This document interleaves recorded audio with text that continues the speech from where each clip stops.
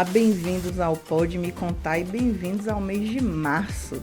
E esse mês a gente tem uma programação super especial por dois grandes motivos: lutas e conquistas da mulher, e também é o mês de aniversário do Pode Me Contar. A gente está completando um ano, então assim, é um mês muito especial e aí eu estou começando ele assim em grande estilo. Mas antes de apresentar nossas convidadas, eu quero agradecer os nossos parceiros, Cubo Soluções em TI, Lavô Candeias, Maria do Sertão, Bem Que Quero, Conquista de Fato, Jornal Conquista e Digital FPS Studios, o melhor estúdio de podcast do Brasil.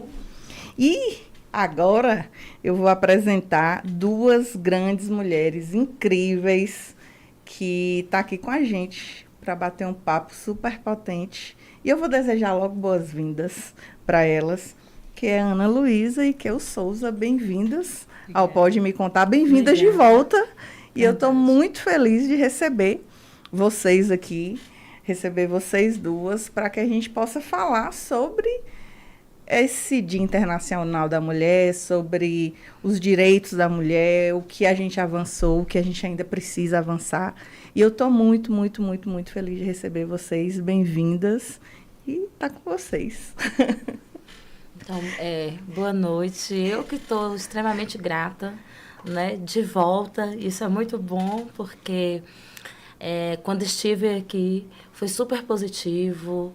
Foi um papo extremamente potente, que reverberou muito também nas minhas redes sociais.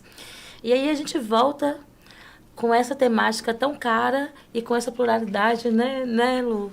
Então, assim, que bom que a gente está aqui com essa porta aberta para poder falar sobre nós, para poder falar do quanto que nós somos diversas, potentes, resistentes, né, nessa luta. Assim, eu que sou grata.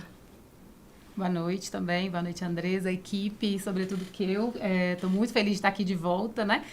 Estive aqui com vocês no meio do ano passado, eu acho, e foi muito legal, de fato, como que eu disse, foi uma conversa muito potente, fiquei muito à vontade, né? E muito feliz de poder tratar de um tema que é tão importante para todas nós, mulheres, e agora de novo aqui com essa possibilidade de dialogar não só com você, mas com o que eu também. Estou muito feliz de poder estar aqui. E agradeço mais uma vez o convite. E a gente fica muito feliz, assim, de reunir duas potências justamente para a gente trazer essa diversidade, essa pluralidade e falar de um tema que para nós é um tema caríssimo, né, para falar, porque assim, toda vez que chega março, aí a gente, entre aspas, né, sociedade, pensa naquela flor do dia 8, né? Ou naquelas coisas muito comerciais do dia 8, né?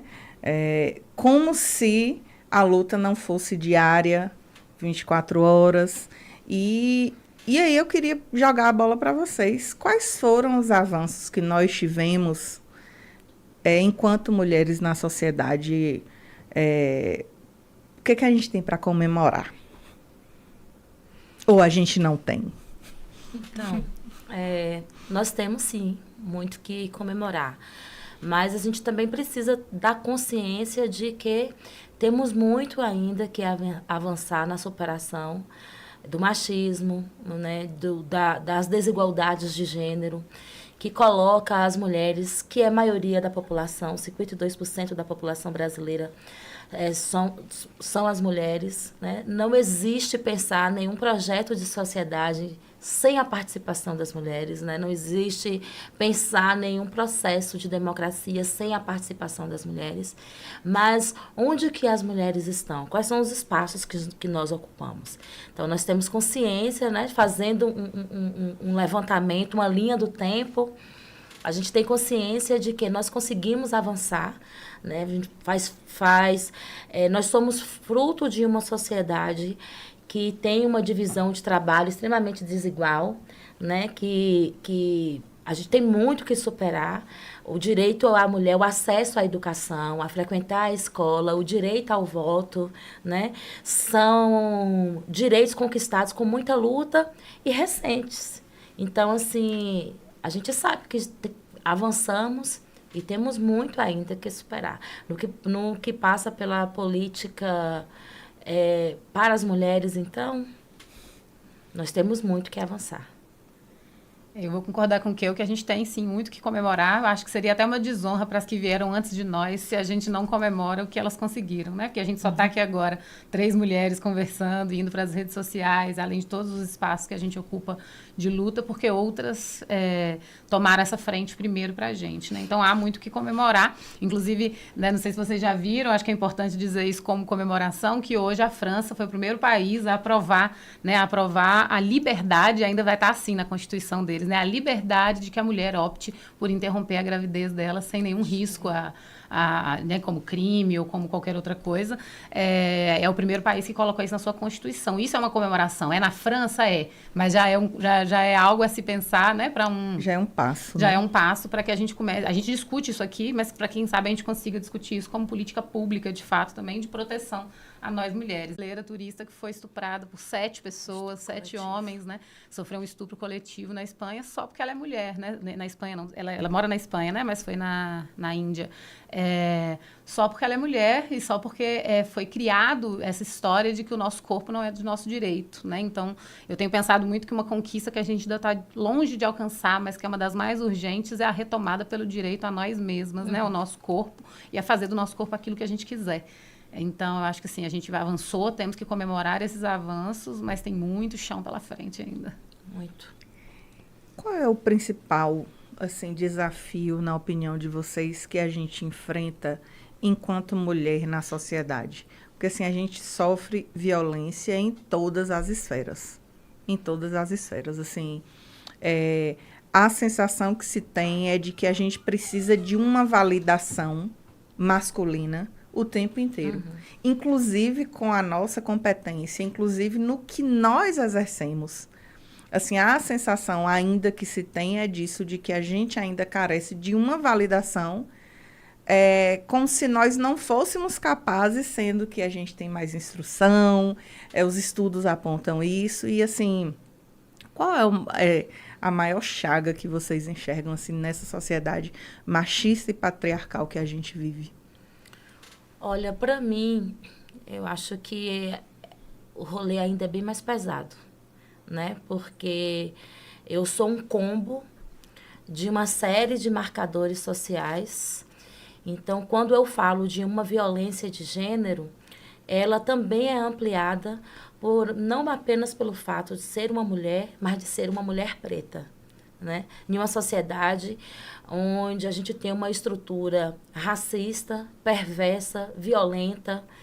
E quando você pensa todas essas violências que atravessam o corpo de uma mulher, elas se ampliam quando essa mulher é uma mulher preta. Então, esses marcadores sociais, eles precisam ser colocados. Não dá para a gente pensar, né? Eu disse aqui no início da diversidade das mulheres. Nós somos diversas, nós somos muitas. E nessa diversidade, nós temos vários marcadores sociais que ampliam as opressões. Eu sou uma mulher preta, mãe solo, periférica, macumbeira, né? Em uma sociedade racista, machista, que a gente não tem políticas de direito à cidade que pensa as mulheres nessa perspectiva, sabendo que todas as políticas atravessam os nossos corpos, né? Nós precisamos acessar todos os espaços, né? Então, assim, eu acho que nós temos uma estrutura que ela deixa um legado muito perverso, mas não está só dentro da perspectiva do machismo. Ela é extremamente racista, né? Ela é extremamente misógina. O não lugar para as mulheres se ampliam para as mulheres pretas, né? O lugar do não amor, né? Então, assim, acho que amada de uma consciência, de uma necessidade de construir uma sociedade que cabe toda essa pluralidade, né? Onde as pessoas não precisam morrer todos os dias para lembrarem da nossa existência. Nós somos aí o país que ocupa o 5º lugar no ranking, né, de feminicídio, e a gente sabe que a violência ela tem cor. A violência obstétrica tem cor, né? O encarceramento em massa tem cor, a moradia precarizada tem, na sua grande maioria, também as mulheres negras, o desemprego, né? A pandemia que atravessou e, sobretudo, as mulheres pretas que estavam, são essas mulheres mães solos, arrimo de família. A gente está em um momento no estado da Bahia com a manifestação absurda de dengue. A maioria das pessoas que também são contaminadas são as mulheres pretas, são essas famílias, então, assim, que moram em lugares extremamente precarizados, né, sem a dignidade de moradia. Então, a chaga, Andresa, ela é imensa, sabe? E é muito maior do que a gente pensa. Porque quando a gente muito mais profunda, muito mais profunda, quando a gente se reúne aqui para poder falar da violência de gênero, né? Da violência política de gênero, para poder falar do feminicídio, não tem como a gente tocar nesses pontos sem não falar sobre o racismo, né? Que é também... Eu acho que, né, só assim, refletindo da fala de Keu e da sua pergunta, acho que a nossa fragilidade, ou chaga, né, uma delas é essa incompreensão de que ser mulher é uma experiência muito múltipla, né? E o feminismo branco, né, o feminismo que me contemplou durante muito tempo, que eu entendia que era o único, né? Então eu precisei de ler muita gente como Bell Hooks, como Sueli Carneiro, como Cida Bento, para entender que haviam outras, uma experiência que eu, né, de mulher, acho que a nossa fragilidade é a falta de compreensão dessa intersecção. Que a gente está aqui hoje conversando sobre isso, de que isso é algo que pode nos unir numa luta que ela não é igual, mas ela pode ser compartilhada, né? Pode ser reforçada. Eu li esses dias um livro da Márcia Tiburi, não sei se vocês já viram, aquela filósofa, né, que chama-se Feminismo é o contrário de solidão. Eu achei isso interessante, que ela vai, na verdade, combater a ideia de que feminismo é o contrário de machismo, né? Para dizer que... o contrário, né? É o inverso, né? De machismo, para dizer que feminismo é o contrário de solidão, porque é no feminismo que, muitas vezes, essas mulheres diversas podem se encontrar ou se aquilombar, de fato, né? Nessas suas intersecções diversas. Então, aqui uma mulher branca, sudestina, né? Aqui uma mulher preta, nordestina, da Bahia, né? E que aí a gente pode se unir uma mulher branca também da Bahia, né? Então, a gente pode se unir nas nossas diferenças, mas também nas nossas lutas em comum, né, como corpos de mulheres. Então, eu penso que uma das nossas grandes fragilidades ainda é essa separação que nos fragiliza ao invés de nos fortalecer, né? Eu penso que quando eu pauta o racismo, quando você pauta também a classe, né? Que você pauta aí também, há também essa classe atravessada, são pautas que a gente precisa colocar na mesa do feminismo para entender se ele é ou não é para todas as mulheres, né? Porque muitas vezes o feminismo que está nas academias ainda, né? Embora hoje a gente consiga ter outros espaços, o feminismo que está na universidade, nos livros, muitas vezes ainda tenta permanecer esse feminismo branco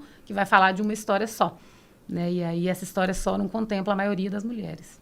E a gente vê muito na mídia, por exemplo, esse feminismo seletivo, né? Ele só contempla a mulher branca, a mulher elitizada, e ele não contempla a mulher preta. Sim.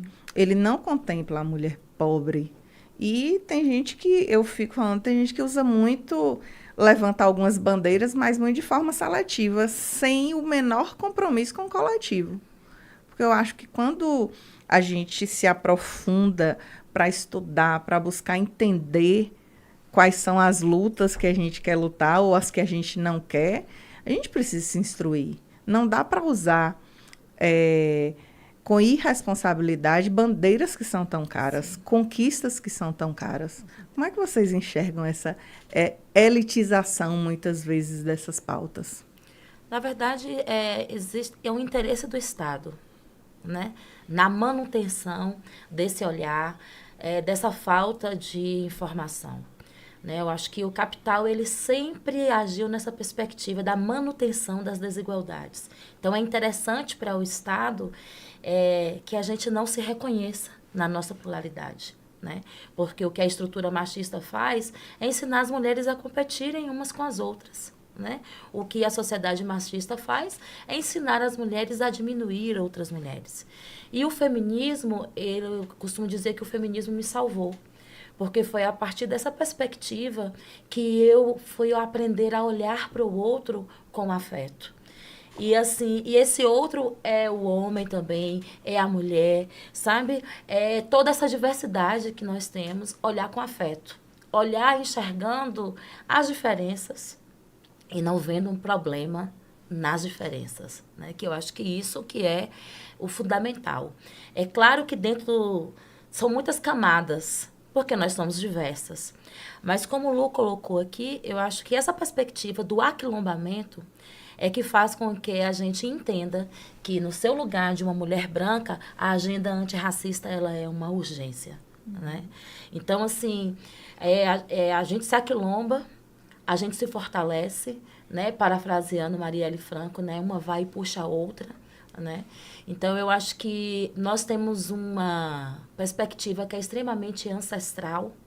Então, assim, mulher é muita deusa mesmo, mulher é muito sagrado e é muito maior do que tudo isso que coloca no imaginário social das pessoas de um sexo frágil, né? Essa ideia de presentear no 8M, por exemplo, com uma rosa, na perspectiva de dizer assim, olha, eu estou aqui para validar o que você fala. Não é você sozinha, eu posso referendar você, tome aqui uma rosa, sabe? Porque ainda querem colocar nós mulheres como bibelô nos espaços que nós ocupamos para poder construir política, para poder um espaço de poder, de decisão, para poder fazer diferença, e eles ainda querem nos colocar como se fôssemos um enfeite, né? Uma pessoa, uma imagem bonita, um objeto bonito, porque eu digo objeto porque a perspectiva é mesmo de objetificação, né? E de nos colocar em um lugar onde eles operam com a estrutura, o apagamento da nossa trajetória e a manutenção de uma ideia perversa de que nós somos menores. Então, assim, é muito dolorido esse processo. E acho que essa manutenção é tão proposital, né, que assim, que inclusive o poder, né, aqueles que ocupam os poderes centrais, às vezes dão pra gente migalhas ali de que como se estivesse uma propaganda migalhas para dizer, tá vendo, a gente tá com vocês, vem de camisa do 8 de março, né, vem de várias coisas do 8 de março, mas na hora de uma política pública que efetivamente vá mudar a vida das mulheres pretas, das mulheres periféricas, das mulheres mães solo, né, das mulheres LGBT, não há uma política pública que vá contemplar, né, ou o nosso Congresso não quer nem discutir, por exemplo, sobre aborto, porque a gente está atravessado por um Congresso extremamente fundamentalista, então não se pode nem falar, mas pode prender ou pode matar, que é pior ainda, né? Pode matar as diversas mulheres que estão morrendo porque precisam interromper a gravidez por algum motivo e aí morrem ao fazer isso. Mulheres pretas, na sua grande maioria, e mulheres pretas periféricas, né? Então, acho que essa manutenção é tão proposital que dão ali um gostinho pra gente de avanço, mas em contrapartida a gente continua tendo, né, um Congresso extremamente machista, um Congresso composto por homens, né? Ou também as câmaras de vereadores por aí,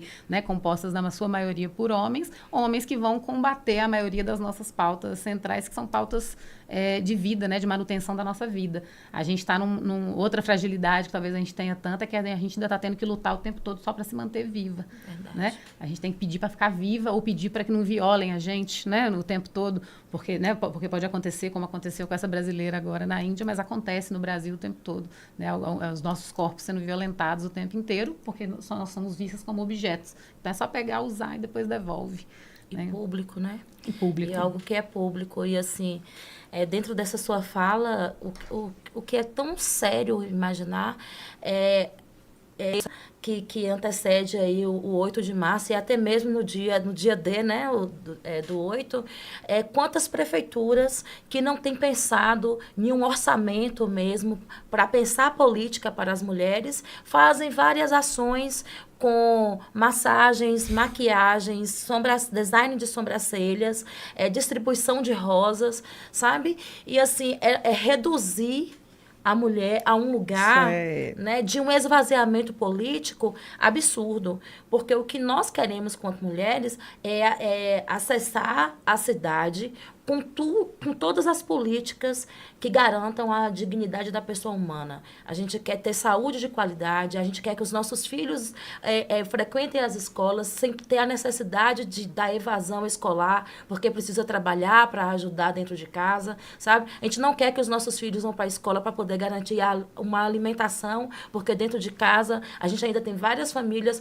passando por uma situação de segurança alimentar, sabe? A gente não quer ver no noticiário sabe? a gente não quer ver dentro das nossas escolas quilombolas sendo fechadas, intercedendo para que o transporte escolar de fato aconteça na realidade. Falta então, de assim, atenção básica, né, nos postos de saúde. Falta de atenção básica. Então, assim, nós existimos, né, dos nossos filhos, e essa negação, ela só opera o esvaziamento de uma pauta que é extremamente cara, da forma mais violenta possível. E é interessante essa fala que vocês trazem, porque quando a gente para observar a fotografia do poder, a gente não é nem cota.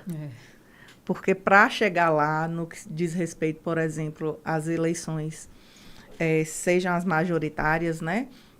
Sejam as proporcionais, mas muitas vezes é para a garantia rompem isso e consegue essa eleição que a gente vai olhar para a fotografia do poder, ela é extremamente masculina. E aí a gente não tem nem 30%. Agora sim, por que ela é extremamente masculina? Né? Quem são essa lição de vida dessas mulheres? Né?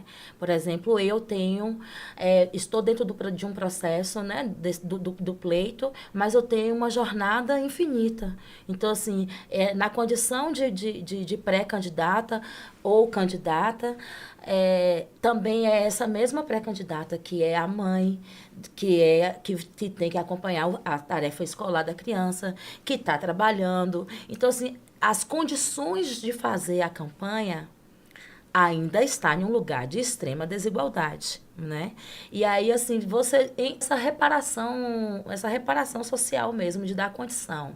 Mas, e como que os partidos políticos tratam essa questão? Porque, às vezes, eles sempre encontram uma maneira de desviar aquilo. Porque quem já estava em campanha eleitoral já conhece o processo, já sabe como que é.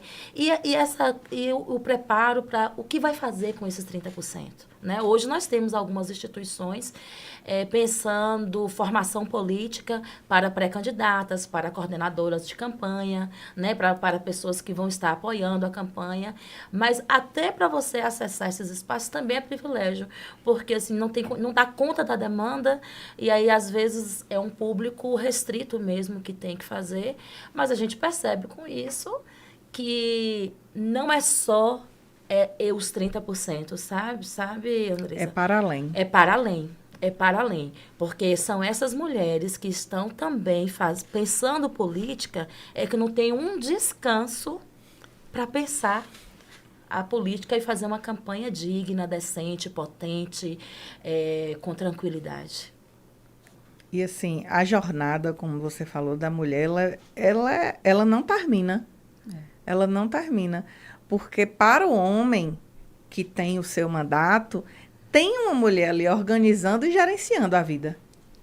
Total. E para a mulher, não, é ela que faz tudo até chegar lá e sofrer vários tipos de violência de política de gênero dentro desses espaços, né?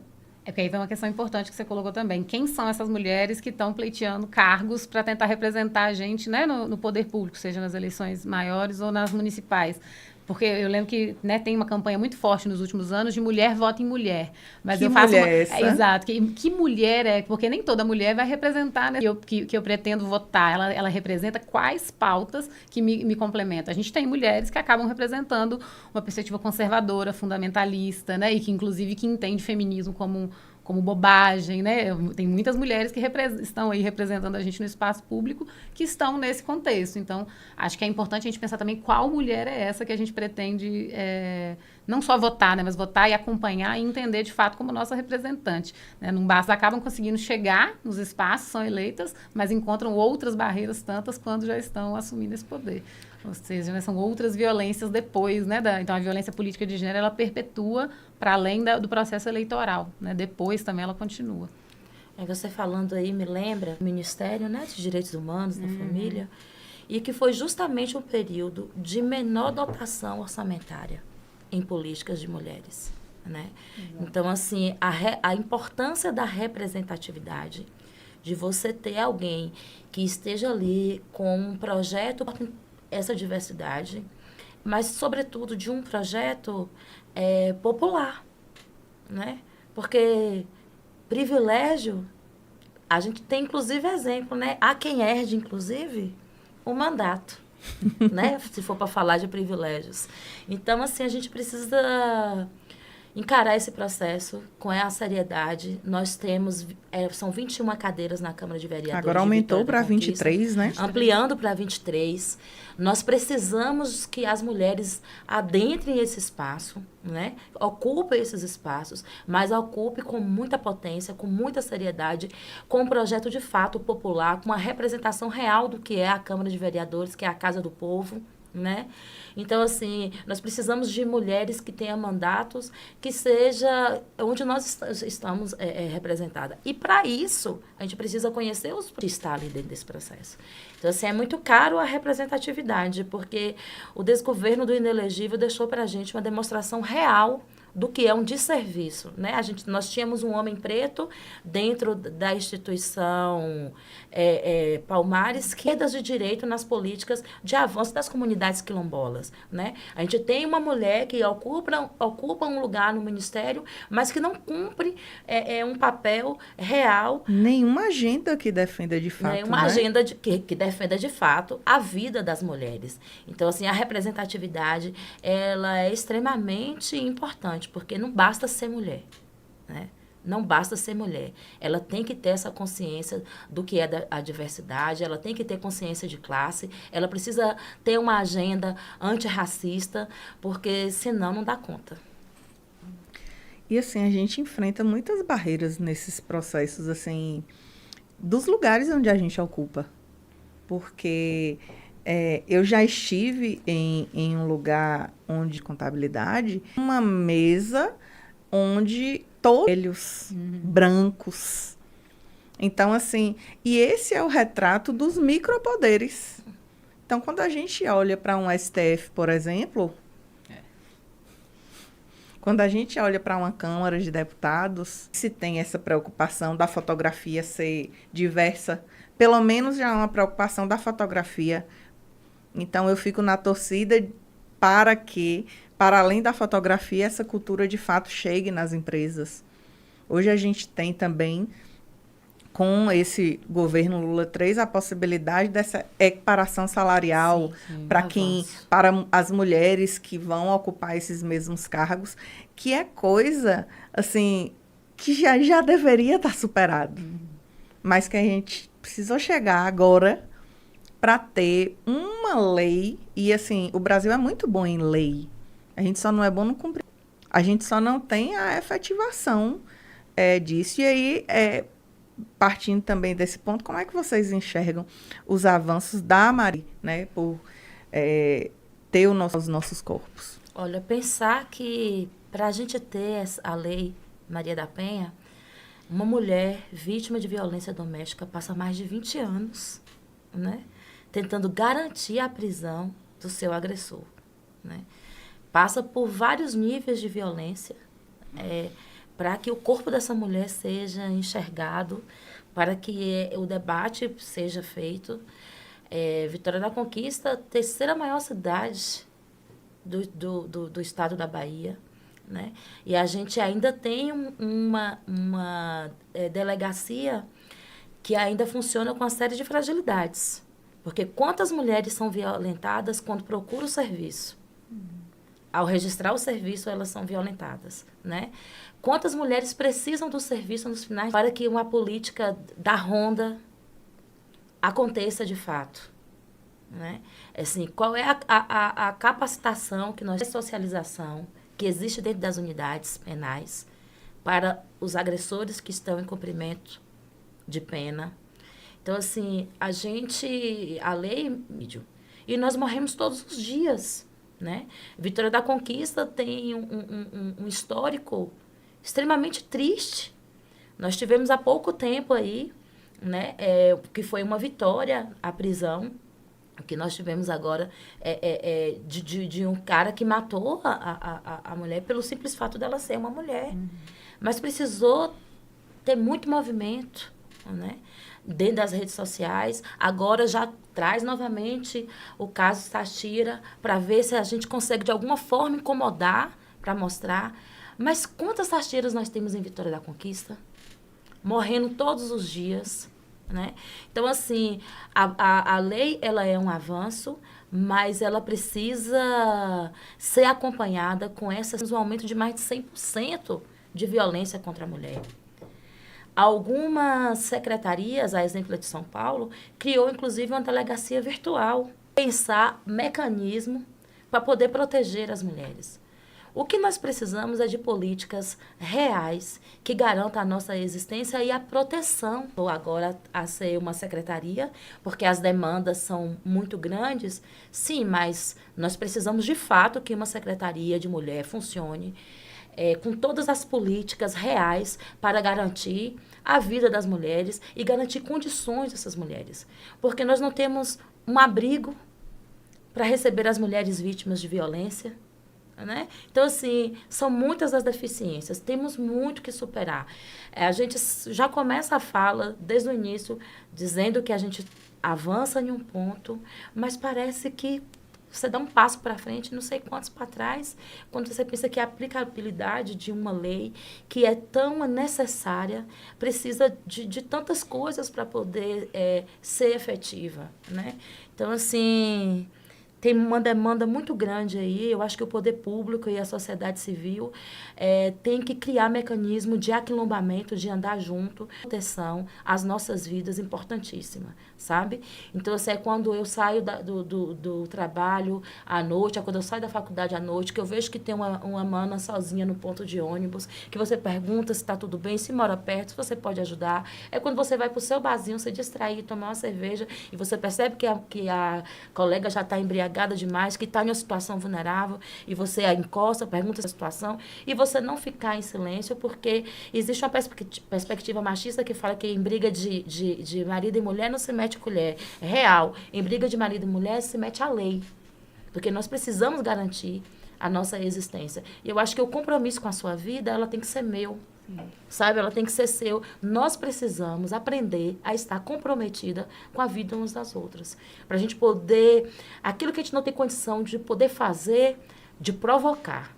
Sabe? Eu acho que o confronto real, nada foi dado para nós. Tudo é fruto de muita luta. Todas as conquistas que as mulheres têm é fruto de muita luta. Eu penso que a gente precisa pensar os nossos... Eu acho que eu vou partir daí, que eu estou dizendo sobre os afetos, né? Para depois a gente voltar na Maria da Penha, que eu acho que é isso. Assim, o nosso fortalecimento tem que passar, né? Talvez não, com certeza, essa política de afetos, de que a gente se reúne, ocupa espaços, né? E aí sim a gente consegue adentrar, ainda que com muito mais dificuldade, mas consegue adentrar espaços de poder, para que não é o poder público que faça por nós, é que nós passemos a ser o poder público também, né? E aí vou pensando na Maria da Penha, né, na pergunta que você fez, na principal coisa que a Maria da Penha com certeza queria a partir dessa lei, que é coibir a violência. Né?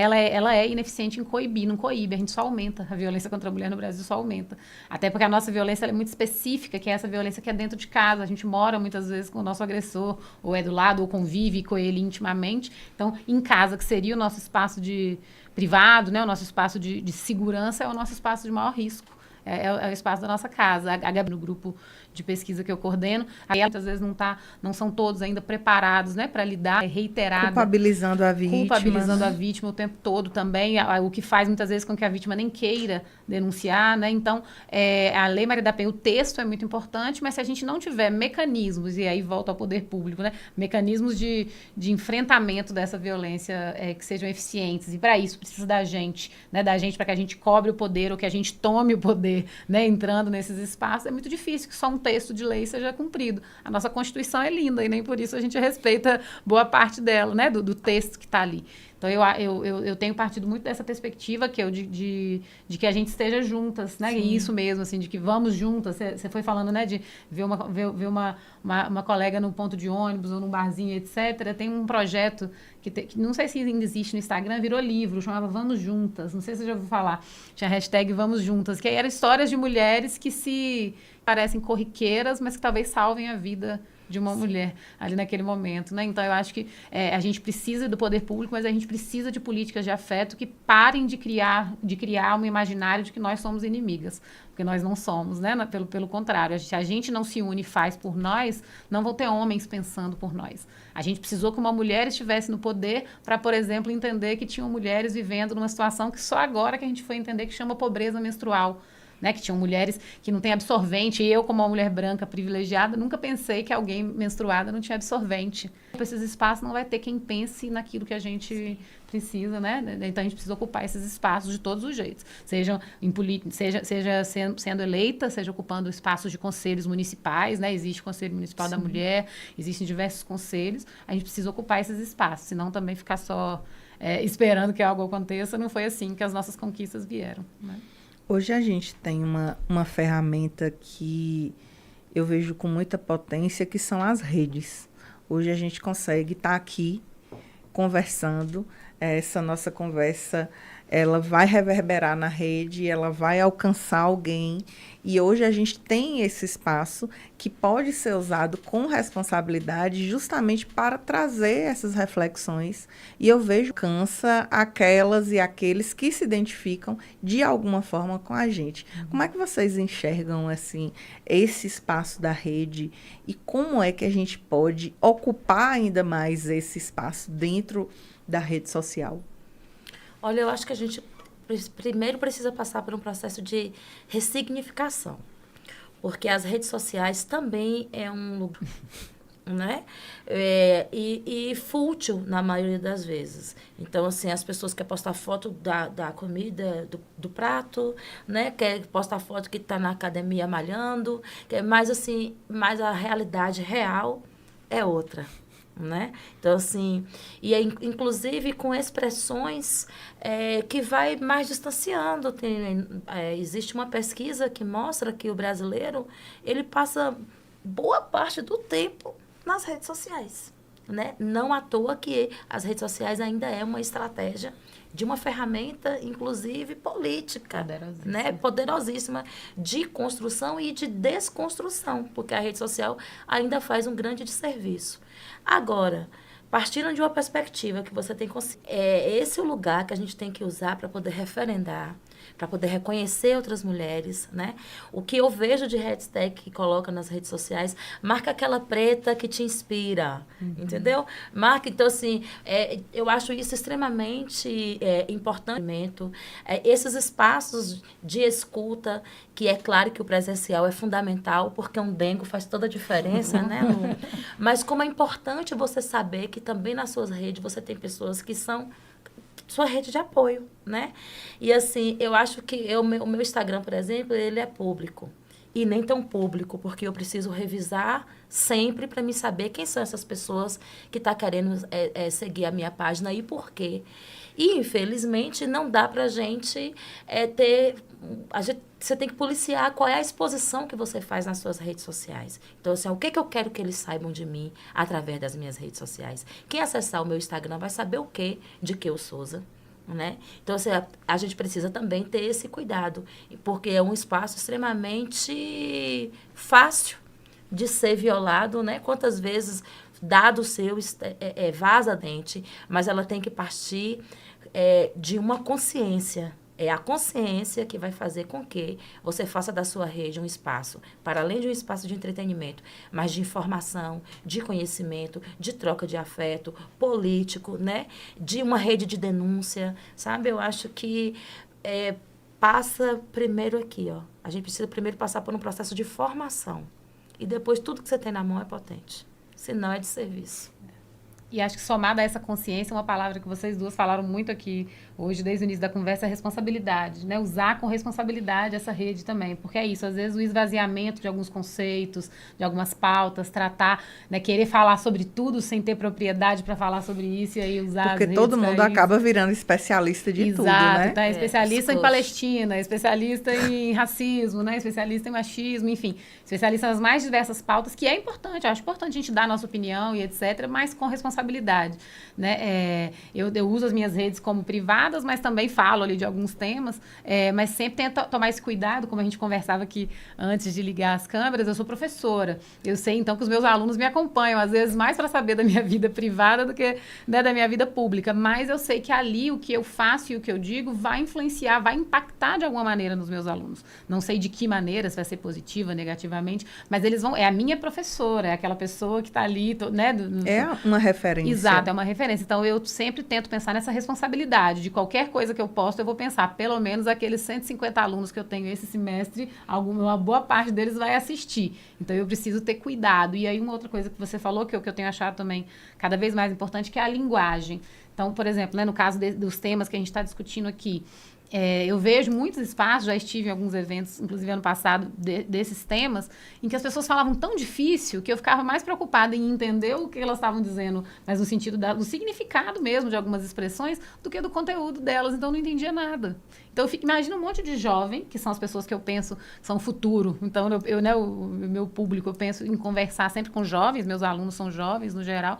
Um monte de jovem que não vai ter paciência nenhuma para ouvir eu falar de um monte de conceito que eles não têm nem ideia do que é. Ou vão achar que é coisa chata, ou no caso do feminismo é muito comum a gente ouvir que é radical, como se radical fosse um problema, né? Então, eu prefiro muito mais que eu explique com mais simplicidade que o feminismo, por exemplo, pode ser algo radical no sentido de raiz, né? Ou seja, no sentido que a gente está lutando pela manutenção da nossa própria vida e da vida da outra, do que criar vários conceitos muito difíceis, né? Criar ou reproduzir conceitos muito difíceis que não vai chegar a ninguém. Então, eu acho que as redes sociais também são dos temas que a gente quer discutir. Acho que é isso. E aí, trazendo um outro ponto, uma outra perspectiva da rede social, é que ela entrega para a sociedade um padrão de felicidade, como que eu bem colocou, né? Uhum. Um padrão de corpo, um padrão de beleza. A gente teve uma mulher que é bem padrão, assim, uma Paola Oliveira sendo criticada, e ela é justamente um padrão de perfeição que estava ali posto, e ela foi criticada pelo corpo que ela tem. Então, se a gente imagina ela sendo criticada, imagina uma mulher que não é global, uma mulher que está acima do peso, no sentido desses padrões que são colocados. E a rede leva muito para esse padrão do postar foto, do postar felicidade, de aquela coisa, a gente nos stories está sempre muito bem, está sempre muito feliz, ou então está sempre muito sofrendo. Então, assim, é sempre um muito, e nos adoece muito essa coisa da rede social, assim. Sim. De, por exemplo, eu tenho um hábito de postar todos os dias. Tem hora que bate legal, mas tem hora que você fica assim, ai, será que eu tenho realmente que postar todo dia, que... independente de quem trabalhe com rede e quem não trabalhe. E aí a gente vai se permitindo entrar dentro desses padrões. E aí eu pergunto, já chegou em vocês algum tipo de adoecimento no sentido emocional em função das redes sociais e dessa cobrança avassaladora que a gente acaba sofrendo na rede? Olha, as redes sociais, ela é extremamente perversa quando você trata aí sobre essas questões de padrões, né? Então, assim, é muito difícil para uma mulher gorda lidar com a gordofobia extremamente escancarada dentro das redes sociais, né? É muito difícil para uma mulher negra lidar com o racismo que está escancarado, né? É difícil para as mulheres lésbicas lidar com a lesbofobia, para as mulheres trans lidar com a transfobia que está presente nesses espaços, que vai nos camuflando, nos negando, né? É por isso que eu falei dos filtros, né? Que as pessoas colocam os filtros e nem elas se reconhecem mais, né? As pessoas colocam um filtro para parecer mais jovem, porque tem uma ideia de que envelhecer é problema, né? Coloca um filtro para poder disfarçar as manchas que carregam, porque elas não reconhecem as marcas que a vida lhe deu, né? E que faz parte, que todo mundo tem.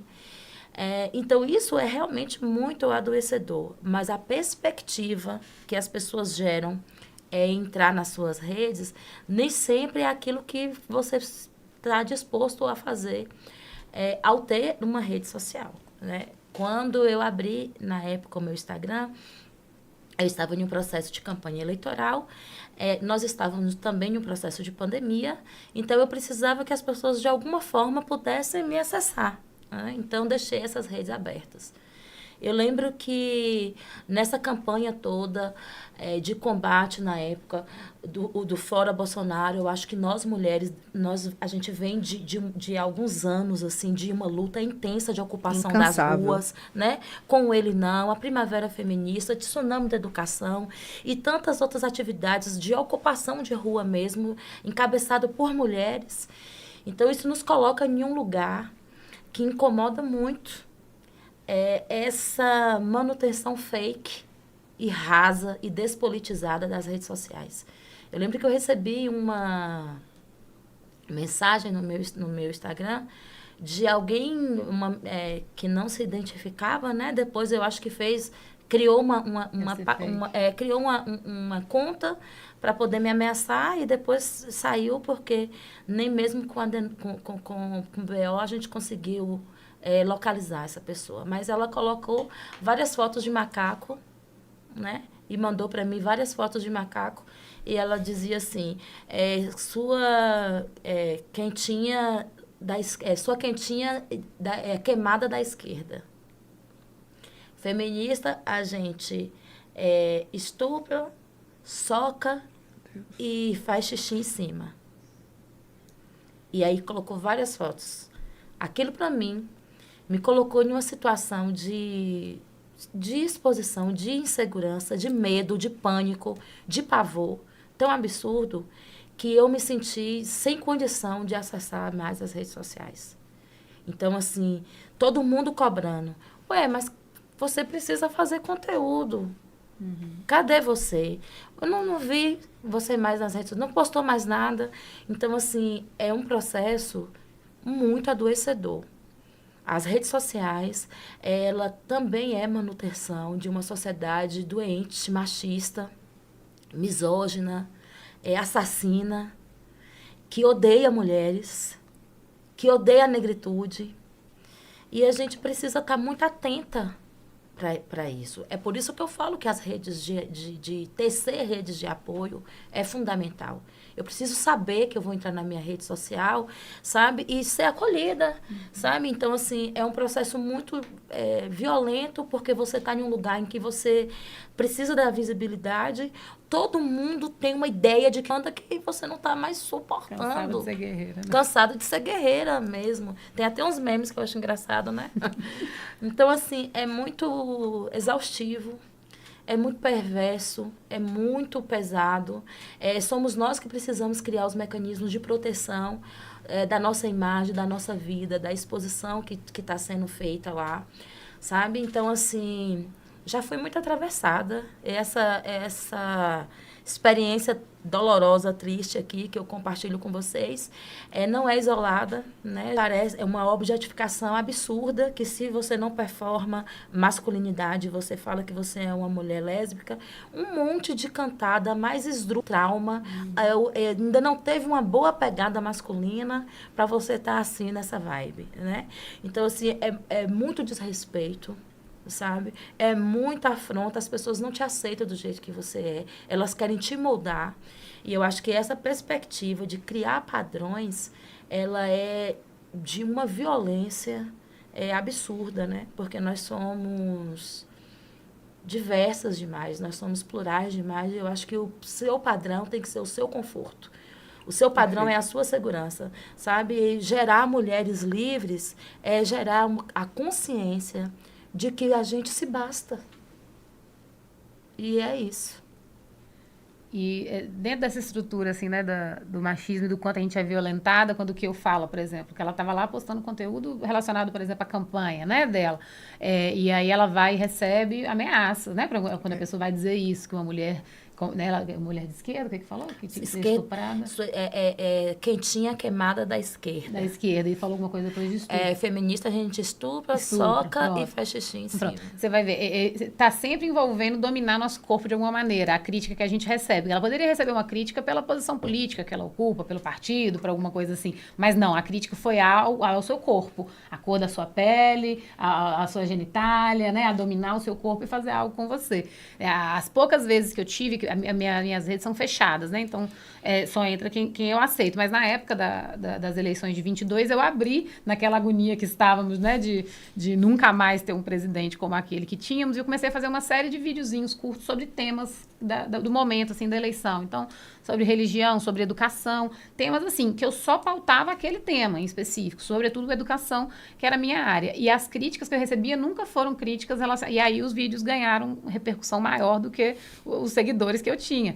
Porque tava aberto. Uhum. Então, em algum momento, eu recebi coisas do tipo, abre aspas, gorda, sapatão e horrorosa, merece morrer.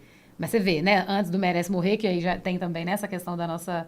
De eliminar a nossa vida, vai dizer ali sobre o meu corpo, não falou hora nenhuma sobre o meu conteúdo, sobre aquilo que eu estava dizendo, não houve mesmo que um ataque, diálogo eu já não esperava, né? Mas foi um ataque ao meu corpo e não ao meu conteúdo, né? Porque somos nós mulheres, talvez se um homem tivesse dito a mesma coisa que eu disse na rede social, ele teria sofrido um outro tipo de ataque, mas que não seria sobre violentá-lo, né? Sobre o formato do corpo dele, sobre a sexualidade dele ou outra coisa. Então, é muito específico o tipo de violência que a gente sofre, que é esse, é sempre numa perspectiva de dominação, né? De que nossos corpos são passíveis de ser dominados, diferente do corpo dos homens, né? E aí eu tô chamando os homens para conversa aqui, porque é impossível essa luta se a gente não agregar homens a essa luta também, né? Não se faz essa luta só com pessoas, só com mulheres, assim como a luta antirracista precisa, é importante que as pessoas brancas também, né, entendam o que é ser antirracista, se instruam, exatamente, aprendam, busquem aprender, porque senão fica uma luta, né, se o opressor não entende o seu lugar, é impossível também que ele mude desse lugar, né? Então E hoje, assim, a gente tem conteúdo e tem acesso à informação. Claro que eu não vou ser leviana, inclusive, em dizer, todo mundo tem acesso à informação, porque a gente sabe que não é assim que funciona. Sim. Mas muita gente consegue, sim, ter acesso à informação. Então, a gente hoje consegue ter acesso a conteúdos que nos instruem. E a gente também tem que ter aquele simancol de entender, isso não me cabe falar. Isso não é meu espaço. Isso eu não conheço, isso eu não domino. Se eu não conheço, se eu não domino, eu vou ouvir quem entende. Sim. Eu vou ouvir quem estudou aquilo, quem sabe. Porque, assim, uma grande coisa que tem também na rede social é essa coisa de todo mundo achar que domina tudo. Os especialistas. A gente não precisa saber tudo. Por isso que cada um vai estudar uma coisa específica que se identifica, abre os horizontes, aí estuda outra. Mas, assim, a gente não tem que entender tudo. Sim, verdade. Né? E esse espaço de rede social é um espaço que, às vezes, você olha assim, o que essa pessoa está falando disso aqui? E aí, Andresa, a responsabilidade, voltando a isso, é com a gente também, né, nesse uso. Quando o que eu disse, por exemplo, que ela, né, se sentiu ali insegura, ameaçada e não queria mais mexer, você estava sendo responsável com você de alguma maneira.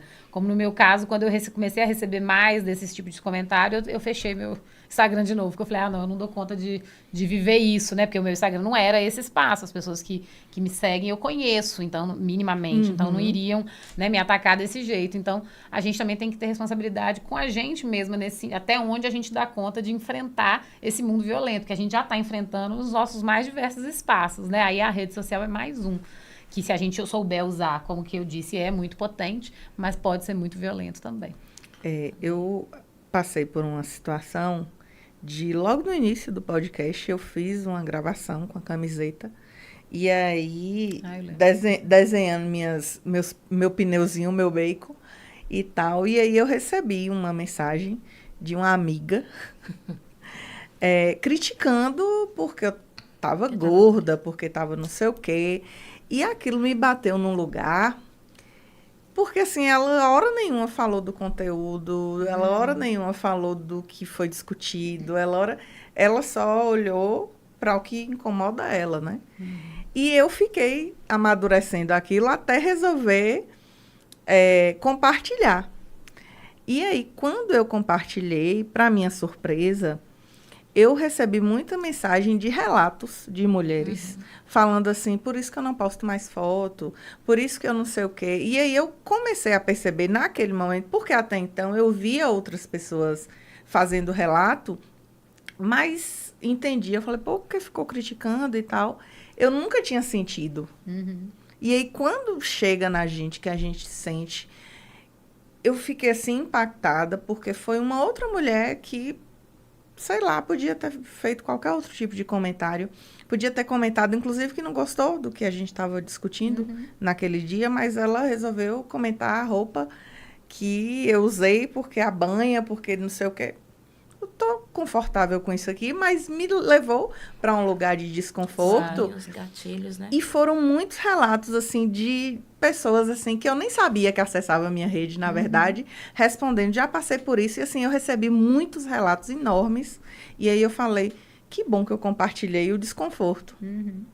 Mas nem sempre a gente está preparado para isso e nem sempre a gente está disposto. Lá tem coisa que a gente só vai tratar na terapia. Verdade. Tem coisa que é só na terapia. E às vezes também, né, as redes sociais, ela apela também, né? Então, assim, quem faz uso dessa rede para poder fazer conteúdo, eles também cobram de você, às vezes, um lugar onde você não está. Por exemplo, na campanha eleitoral... Mas não dá para de jeito nenhum você imaginar eu fazendo um TikTok. A dancinha? A dancinha não rola, não é meu perfil, não sei. Então, assim, querem me desconstruir, né? Querem que eu apele o máximo para me poder fazer uma coisa que não tem nada a ver, que não tem nada a ver comigo, né? E, assim, é muito violento se eu me submetesse a fazer, né? Porque eu acho que a maior crítica ia partir de mim mesma, né? Então, assim, a gente também precisa tomar muito esse cuidado, porque cria padrões, né? Porque aí a gente acha que a gente tem que acompanhar, que a gente tem que estar naquele processo. E nem tudo é sobre nós. Nem tudo é sobre nós, nem tudo que as pessoas... Às vezes, você postou uma coisa lá porque você gostou. É o meu caso, eu só posto o que eu gosto. Aí tem gente que fala, isso aqui foi pra mim, aí eu brinco, eu te marquei. Eu sempre falo isso. Aí foi o que eu disse sobre essa questão do guerreira, né? Exato. Real. A gente já tá, o papo rendeu, a gente tá assim caminhando para o final. E aí eu já quero dizer da felicidade que eu tô, assim, de receber vocês aqui nessa semana tão simbólica pra gente. A gente ter um papo... sem essa romantização do 8M, né? Assim, a gente tem muita conquista a comemorar, sim. A gente tem muita luta para enfrentar ainda, não como guerreiras, porque não somos, né? Somos mulheres exaustas, porque as nossas lutas, a luta de cada uma de nós é diferente. O enfrentamento que cada uma de nós atravessa é diferente e a gente precisa, sim, olhar com mais afeto, com mais cuidado para outra, para entender, será que o que é que ela está passando para que eu possa, de alguma forma, ser suporte, né? De alguma forma, se eu não consigo alcançar, quem sabe eu conheço alguém que, de alguma forma, consegue suprir ou dar uma mão, dar uma força. Quantas vezes a gente precisou apenas de uma conversa? E quantas vezes eu fico pensando que todas as vezes em que eu caí foi uma outra mulher que me levantou. Achei. Todas as vezes. Todas as vezes. Assim, eu tenho uma rede de apoio com mulheres muito potentes. E eu fico, assim, muito orgulhosa disso, porque toda vez que a fragilidade veio, foram mulheres que me levantaram. E eu quero ser também essa mulher para outras mulheres. Achei. Porque a gente precisa ser esse suporte. Se a gente for analisar, de fato, quantas mulheres perderam, inclusive, a vida para que a gente acessasse alguns lugares. E se a gente está aqui, foi porque outras mulheres abriram, né, o caminho para que a gente pudesse passar. E aí eu queria que vocês deixassem, assim, antes da gente ir para o quadro do Pode Me Contar, eu queria que vocês deixassem, assim, uma mensagem que vocês quiserem para as mulheres e também para os homens. E principalmente também para que esses homens entendam o nosso papel, né? Entendam quanto eles também são importantes, não para validar, mas para lutar junto com a gente. Então, é extremamente importante, eu acho que todos os debates que esse mês de março promove, né? Porque tem uma visibilidade maior, mas nós existimos todos os dias, né? que não seja apenas o mês de março para pautar a vida das mulheres, porque nós existimos todos os dias, então que todos os dias os nossos corpos possam ser pensados com dignidade e com o debate na seriedade do que a urgência pede no que se refere à nossa existência, a políticas de bem viver. Nós estamos aqui organizando dentro da cidade algumas agendas, né? Nós temos a felicidade de ter um fórum popular de mulheres, que é a concentração de partidos de esquerda, de movimentos sociais. Está construindo uma agenda que vai ser divulgada aí nas redes sociais. Já está trabalhando nesse processo de construção, né? Eu estou um pouco distante dessa agenda, porque vou assumir uma outra agenda no 8M. Estarei compondo uma comissão de dirigentes políticas, né, do PSOL, e nós vamos acompanhar o 8M na Argentina esse ano, para poder ver esse processo dessa conjuntura política, esses retrocessos que esse desgoverno agora atual tem operado na vida das mulheres. Mulheres essas que conseguiram avançar tanto no debate, principalmente no que se refere à saúde reprodutiva e os direitos reprodutivos das mulheres, né? Então, assim, a gente está indo agora, o mês de maio, a gente tem agora aí uma outra demanda, que é a justiça por Marielle, né, que a gente precisa solucionar, né, de todas as respostas e, sobretudo, que as pessoas envolvidas, elas sejam criminalizadas, que elas paguem por isso, né, de Marielle e Anderson, é necessário ressaltar isso. Né? A gente passa aí também, a gente tem no mês de março os 21 dias de ativismo de combate ao racismo. A gente vem no dia 21 com uma agenda extremamente cara. Então, assim, as demandas são muitas, elas existem todos os dias. E o que eu faço quanto mulher preta, para todas as mulheres que vão ser acessadas através desse podcast, é fazer um chamamento. Né? Eu faço um chamamento, eu faço uma convocatória para que a gente possa somar força, para que a gente possa se aquilombar. Vilma Reis diz que não existe nada sobre nós sem nós. Então, vamos referenciar outras mulheres, vamos dar as mãos, sabe? E não deixar que a outra morra. Então, o que eu faço é justamente esse chamamento. A gente está em um ano em que nós, mulheres, podemos também mudar a fotografia do poder de Vitória da Conquista. Então, que a gente tenha essa consciência, esse comprometimento político, social, né? Mas, sobretudo, de ter um olhar sobre a outra e que seja um olhar de afeto, né? A vida já tem sido dura demais, a gente vive uma conjuntura extremamente perversa e a gente precisa olhar para as nossas mulheres com mais carinho, sabe? Com mais leveza. Eu desejo muito que a gente consiga, dentro do esperançar que esse governo traz para a gente, conseguir avançar nas políticas, né? Eu acredito que a gente tem muito, sim, que superar, mas nós temos grandes potências hoje, pensando nas vidas das mulheres, e que a gente possa trazer essa realidade também para a nossa cidade, né? Então, assim, eu desejo que a gente esteja viva e que a gente esteja viva com leveza. Eu desejo que a gente esteja viva, mas que a gente esteja viva com dignidade. Eu não gostaria que nenhuma mulher passasse pela violência de ter medo de ser mulher. Em uma cidade que ainda nega nossos corpos no que se refere a seguir nesse caminho do afeto, assim. Eu penso que se a gente que é impossível um bem viver individual se a gente não pensa num bem viver coletivo primeiro, né? Então, eu acredito que muitas vezes a gente tende a pensar na política, seja na política eleitoral, na política da vida, no individual, naquilo que me contempla, mas aquilo que me contempla, se não contempla o outro, em algum momento não vai, né, me contemplar também. Então, acho que essa política de afetos é o que eu entendo, né, e parto como meu movimento, como pessoa e como mulher, sobretudo, né? Você mesmo fez um relato do quanto você sempre se fortaleceu e se fortalece a partir de mulheres, né? E com mulheres, que eu aqui também sempre falo, na gente aqui reunida, né?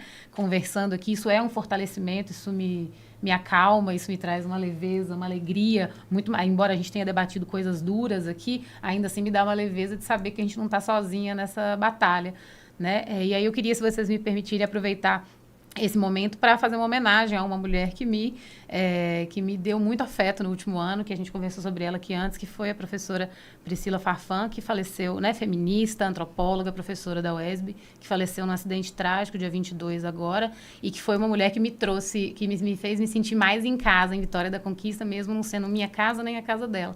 Né? Nós duas viemos como forasteiras, ela do Sul e eu de Minas, e foi minha amiga mais valiosa não que as outras não sejam, né? Mas foi minha grande companheira aqui ano passado e que faleceu. Então, em memória dela e o bem viver, e o viver com leveza, com tranquilidade, com luta, que eu acho que isso, né? As mulheres que ficaram para trás nessa luta, assim como Priscila agora, vão ser honradas na luta da gente que continua. Que a gente honre, né? Esses legados. Sim.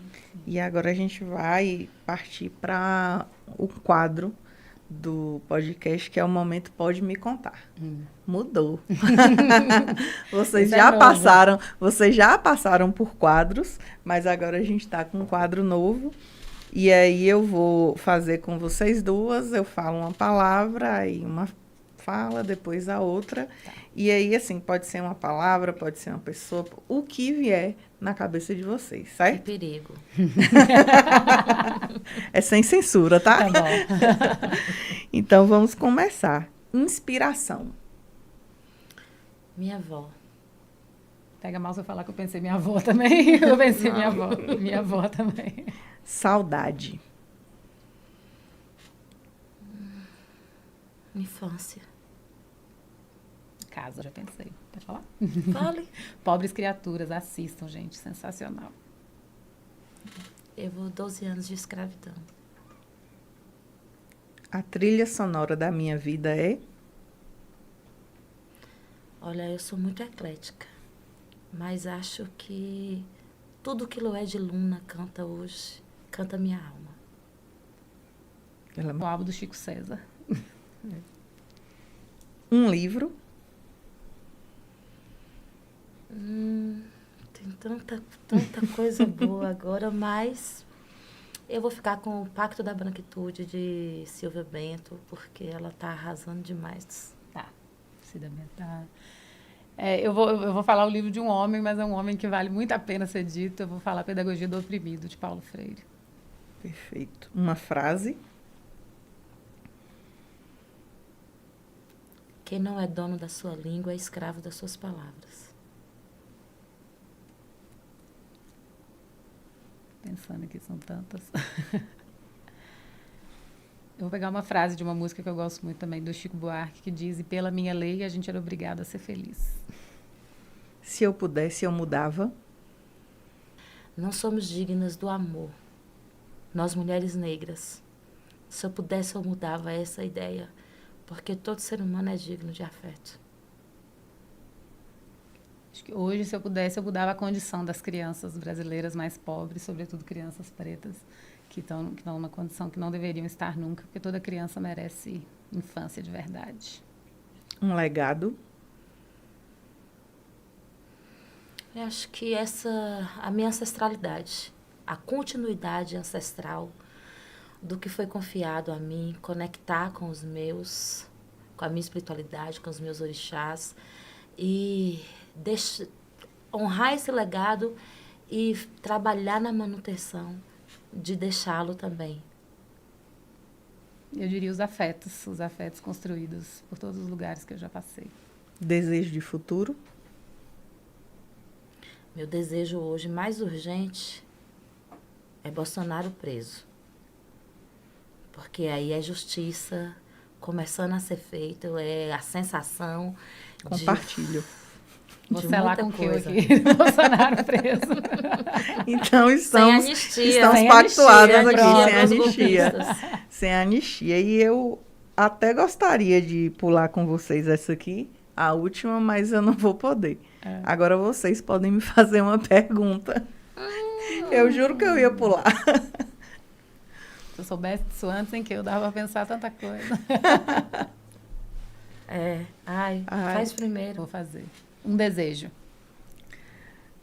Um desejo, acho que é a continuidade desse podcast, assim, de que ele alcance, as pessoas impactem de alguma forma, sabe? Assim, eu não estou dizendo de multidões, eu estou falando de que ele possa chegar e mudar uma perspectiva de alguém no sentido de ser impactado pela história das pessoas que vêm aqui, compartilhar suas vidas, suas experiências. Eu acho que esse é um desejo bem profundo meu.